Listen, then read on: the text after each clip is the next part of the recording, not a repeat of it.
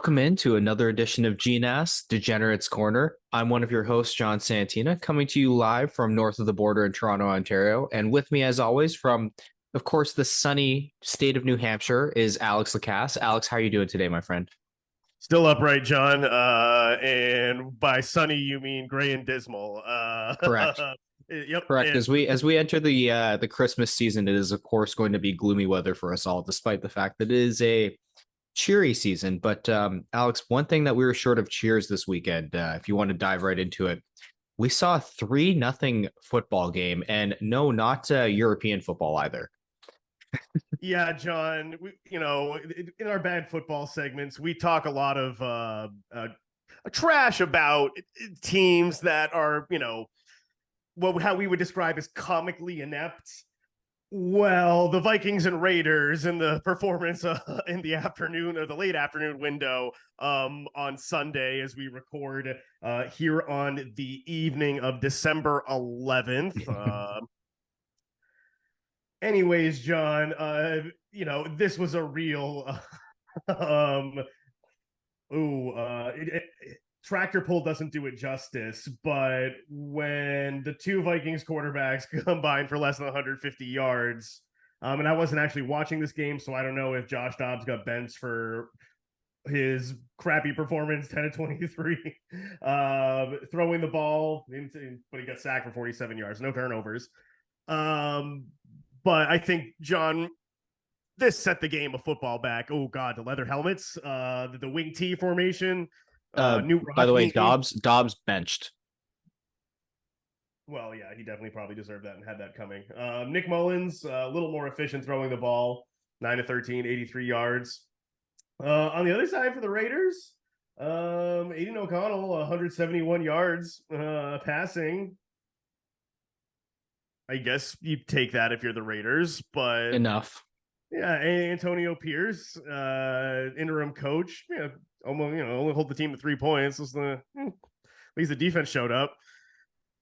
Alex, you got to take the silver linings with these kinds of games, man, because the fact of the matter is, if you were better on this game, you got destroyed. Unless you smash that under, then you might have set some records if you're betting on that. But Alex, that takes us right to our betting segment. Let's dive right into it. We have some bets coming up this week. So what is your best bet this week, my friend? Best bet. We're going to Tuesday evening, the night of the 12th. Celtics at home against the Cavs. It's an alternate Celtics team total over. I like them over 118.5. You get a plus 105. It's a little, Celtics offense hasn't been clicking sometimes. Sometimes they'll fall in love with the three and miss a bunch of them. But yeah, at home, I think that's a pretty safe bet. And depending on, we'll probably get. I think everyone's been playing of late, but you never know with the Celtics right up till game time. But they've been off a few nights, so I like everyone to play, and they should have no problem scoring 120 points against those Cavs. That their height kind of scares me, but I'll let it ride. The number probably going to go up. Viewers at home, you can tell the Celtics will be fine though, because Alex still has all of his hair this season. So guys, like, don't worry about it. Celtics, you're fine for now. I haven't pulled it out yet. For now. If the Celtics lose on Christmas to the Lakers, that'll be another story. Joe Mazzulla might be a New Year's casualty. John, what's your best bet? Ooh, so for my best bet, we are looking to NFL Sunday this weekend. I'm looking at the Lions. The Lions are coming off of a horrible loss. They're coming up against the Denver Broncos. I'm looking at the Lions to cover +5. The Broncos might have a 4-game win streak, folks, but it's against shit opponents. They're coming up against the Lions. The Lions are legit this year. MCDC, Dan Campbell, he knows what he's doing. He has Jared Goff firing on all cylinders somehow. And the fact of the matter is, the Lions are legit, folks. So we're going to take them to cover +5 against the Denver Broncos. Quick correction: Lions are -9. Excuse me, -5. No, that's what I'm saying. To cover the 5-point line. Yeah, you said +5. Oh, sorry. My apologies. I had bad notes. That's my fault, folks. But Lions to cover 5 points against the Denver Broncos. And odds on that one is -110, just in case I didn't say it earlier. Alex, that brings us to our parlays this week. What do you have for long shot parlay? I'm guessing it's something crazy. Come on, man, give it to us. A little more tame this week. It's holiday shopping season. We're on a little bit of a budget, right? Can't bet as much, or can you? Six pick parlay. It's about plus 1082. I like the Celtics on the money line tomorrow night. Celtics are the best team in the East, and like you got to show up against the Cavs. Like I don't want any of these sleepwalking performances. Like the Celtics on the money line. We're gonna take the Nuggets on the money line over the Bulls, which might be the most dysfunctional team in the NBA. And Nuggets, their asses should be a little chapped after crashing out of the in-season tournament, just like the Celtics. We're gonna take the Raiders on the money line. John, they gave me such an inspired defensive performance from that bad football segment. There's nowhere to go but up. Justin Herbert is out for this game. I think Antonio Pierce's guys at least show up and play for him. I don't know if we can always say the same thing about the Chargers and Brandon Staley. That guy I think is the biggest clown running an NFL team on the sideline. And yeah, if I'm the Chargers, I can his ass and I do whatever I can to bring in Bill Belichick. And him and Justin Herbert can go, finally deliver a championship for that franchise. Because at least Belichick, good quarterback. I think he's still something left. Colts, I like them on the money line against the Steelers. Mike Tomlin already ruled out Kenny Pickett for this game. I don't know if you watch Mitch Trubisky's performance against what might be the worst NFL team in the league, and that's the New England Patriots. But Mitch Trubisky might be worse than both Mac Jones and Bailey Zappi. So, in Gardner Minshew, he's one of the more functional backups in the league. So he's kept the Colts afloat this season for sure. And I don't know what they expected out of that team. So yeah, I like the Colts to beat the Steelers, like them on the money line. This is next week. The Packers do play tonight, but we wanted to make sure we're covering next week.